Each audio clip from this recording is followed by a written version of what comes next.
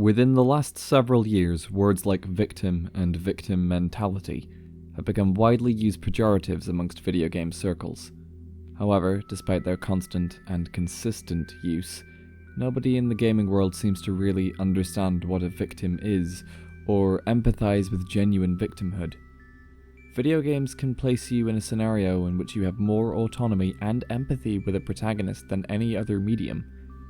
Yet the concept of what it means to be a victim is a topic that video games rarely, if ever, explore. So, let's talk about Lisa. Lisa is an RPG that has already received a lot of critical acclaim, and critics far better than I have already extolled its virtues. I'm not going to rehash the same ground, but instead begin by discussing one single, simple mechanic, which provokes a feeling I have rarely otherwise seen in video games. You're presented with choices on 2 occasions in Lisa, which directly alter the mechanics of the game. The first is whether you choose to lose an arm, or allow a party member to die.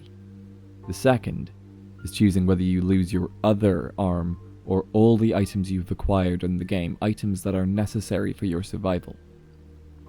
Mutilation and maiming isn't an uncommon thing to be portrayed in video games. In a medium that has a lot of violent content, it's not uncommon to see characters losing fingers or hands, but for the most part these changes are just aesthetic. They provide shock and gore to the player to emphasize the drama of a situation, but what they tend not to show is the lasting damage that this gives. They show the spectacle of destruction, but rarely do they show the after effects. They show the shock, but leave out the permanence. Lisa is a game that didn't shy away from incredibly dark themes, and Brad's maiming is not only treated with gravitas, but it permanently changes the way in which you play the game. Brad, your player character, is a drug-addicted survivor in a post-apocalyptic Mad Max meets Children of Men hellscape where there are no women. He also happens to be proficient in martial arts, or at least his own rough and ready form of karate. For the first part of the game, you, the player, get used to using Brad's attacks, and have been slowly getting more powerful over time, both by Brad's stat increases, and by you becoming more skilled as a player at using the game's system. Every fight is still tough and dangerous, but by the end of this first arc of the game, you're about managing on an even footing with your enemies. Until you lose your arm. Not only does losing your arm have the horrific immediate implications of pain and suffering, but it damages Brad's abilities as a character. His attacks become much weaker as he only has one hand to punch with, and his abilities become discoordinated and far harder for you as a player to control. Not only is this aspect of the story shocking, but it's also profoundly debilitating and sad. This remains in place throughout the entirety of the rest of the game. Brad as a character is profoundly lesser, both statistically and psychologically, than he was prior to his trauma. And, to add insult to injury, he is exposed to the same trauma for a second time. Choosing to lose your other arm thus becomes an incredibly difficult choice. You have already completely debilitated the fighting capacity of your protagonist character. It becomes obvious that the game isn't, pardon the pun, going to pull its punches. The act of losing your second arm will stop Brad having any useful combat ability whatsoever, and leaves him vulnerable, damaged, and impossible to heal. The act of making these choices in the game functionally diminishes Brad, a character that primarily exists to fight, to become less than what he used to be. It isn't a story of bravely overcoming adversity and disability, but a harrowing tale of seeing that sometimes the world takes things away from you and there isn't anything you can do about it.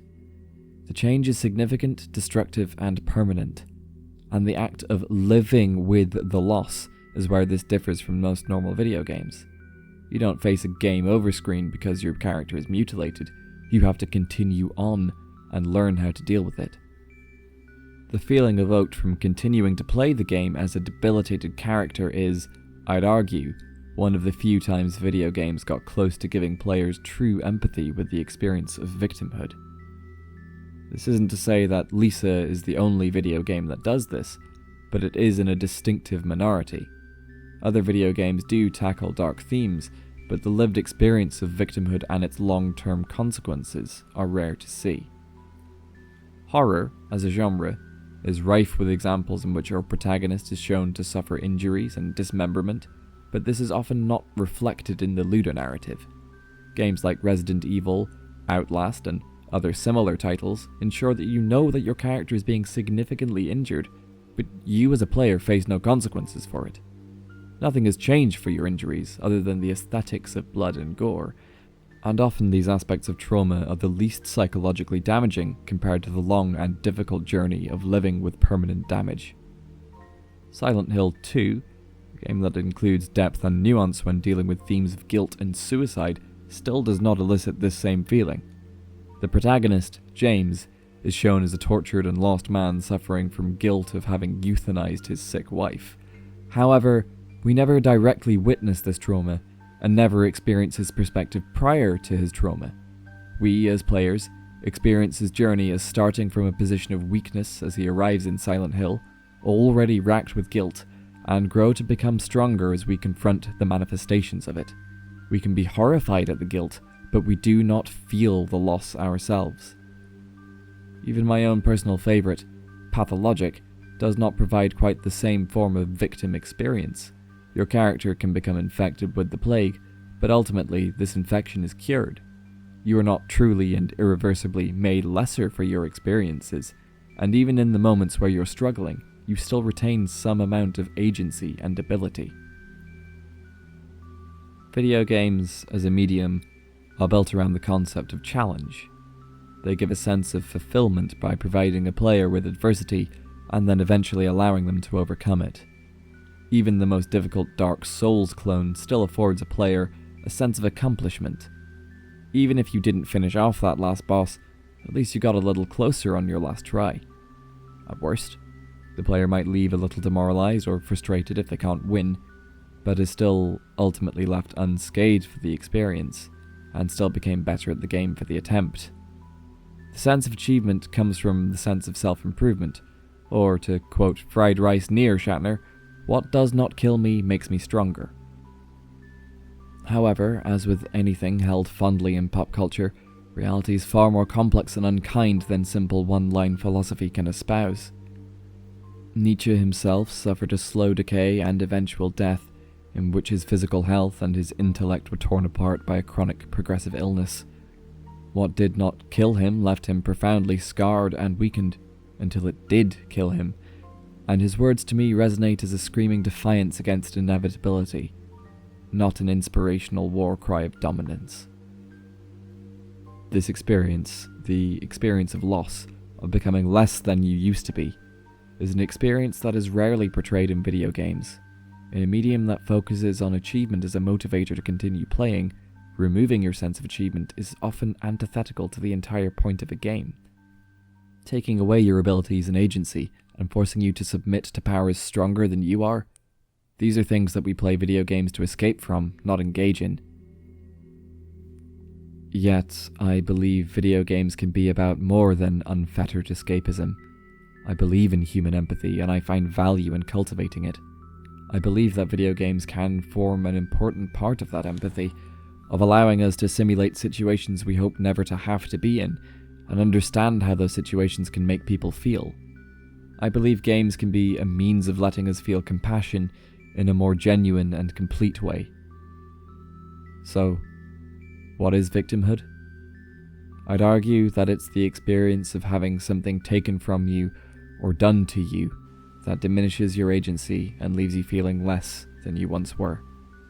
I'd argue that the permanence of the damage is more destructive than the initial trauma, and I would argue that what it does to a person and their mental state is more profound than many of us understand. But it isn't beyond our understanding, or compassion, or empathy. The state of being a victim can be understood, and I don't just mean in a detached, logical way, but in a real, visceral, immersive way. And I think video games can be a means to that understanding. Perhaps the time of the all-powerful hero myth in video games is drawing to a close. Perhaps, instead of idolizing our fantasized Übermensch, we should confront our own semblances of victimhood, and offer both honesty and compassion in their portrayal. In ignoring this aspect of the human experience, we do ourselves a disservice. We ignore a huge part of what makes us who we are, because, in the end, we are not the Ubermensch we dream to be. We're merely human. All too human.